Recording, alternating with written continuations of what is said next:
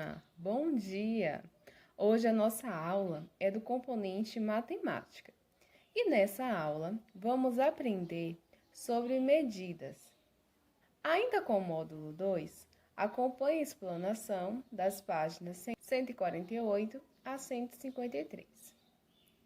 Veja bem, quando necessitamos medir a altura de uma pessoa, tamanho de uma mesa, comprar uma barra de cano ou de ferro, entre outros objetos, utilizamos as medidas de comprimento. A medida de comprimento mais utilizada é o metro, mas existem outras que são utilizadas de acordo com a extensão que queremos medir. Existem também diferenças nas medidas de comprimento e algumas unidades de medidas padronizadas. Observe. Para medir comprimentos, podemos utilizar como unidade de medidas partes de nosso corpo, como as mãos, os pés ou os polegares. Veja o exemplo. A professora da classe pediu aos seus alunos que medissem o lado maior de um tapete, utilizando o palmo como unidade de medida. Aqui podemos observar qual é o lado maior do tapete. Então, utilizando o palmo, os alunos teriam que realizar aqui as medidas. Observe aqui como ficou os resultados que Isabela, Lucas e Félix obtiveram. Ao que se pode observar é que os resultados obtidos, eles são diferentes, porque a medida do palmo de cada criança é diferente. Ou seja, o tamanho da mão de cada criança pode ser maior ou menor, vai depender de cada criança.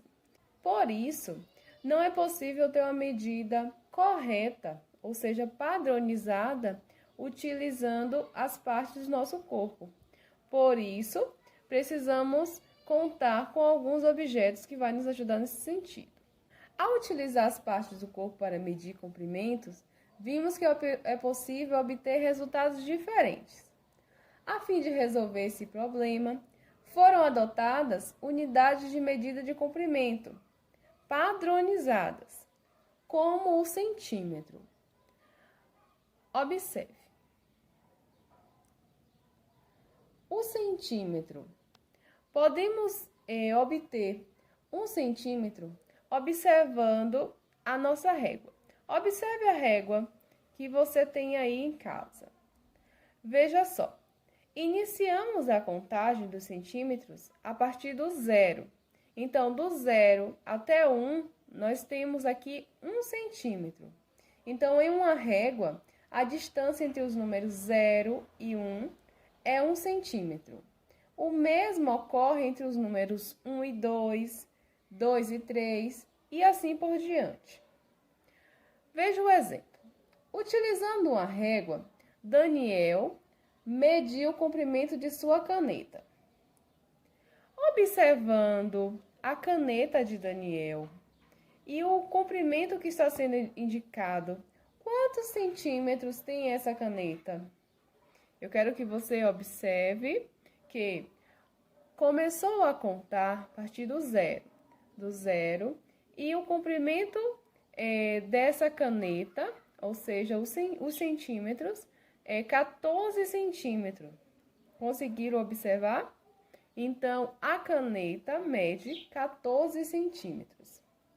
Em seguida, Daniel mediu o comprimento de um pequeno pedaço de barbante. Vejam só.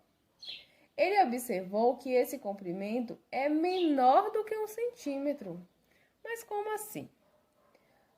Nesse caso, para expressar essa medida, podemos utilizar o milímetro, que é diferente de centímetro. O milímetro, ele é menor, mas ele também é uma unidade de medida de comprimento padronizada. Veja só. Observando esse outro exemplo, podemos dizer que o pedaço de barbante que Daniel mediu tem 8 milímetros de comprimento, pois, saindo do 0 até 1, contamos 10 milímetros.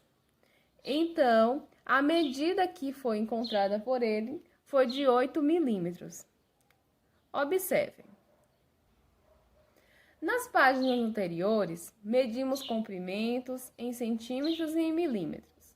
Geralmente, essas unidades de medida são utilizadas para medir pequenos comprimentos.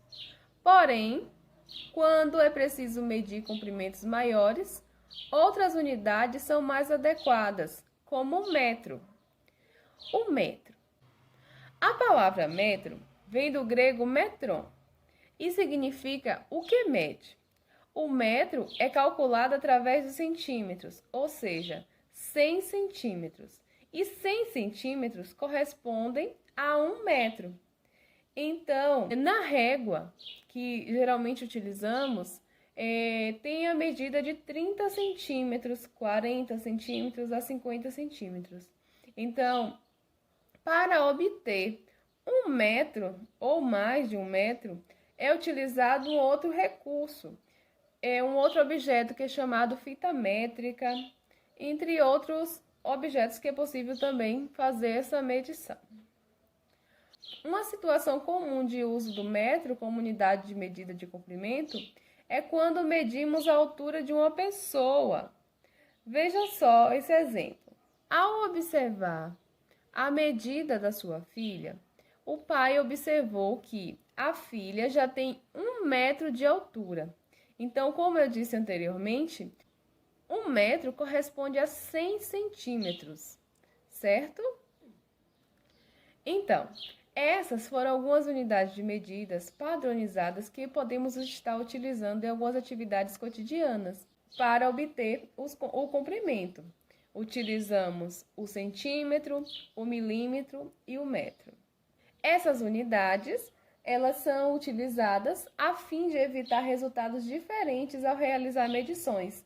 Então, por isso, utilizando essas unidades, o centímetro, o milímetro e o metro, podemos estar obtendo o resultado padrão.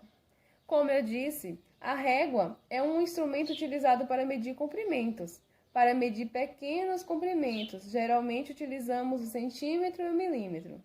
Porém, quando é preciso medir comprimentos maiores, como a altura de uma pessoa, geralmente utilizamos o metro, que podemos estar utilizando a fita métrica, entre outros objetos.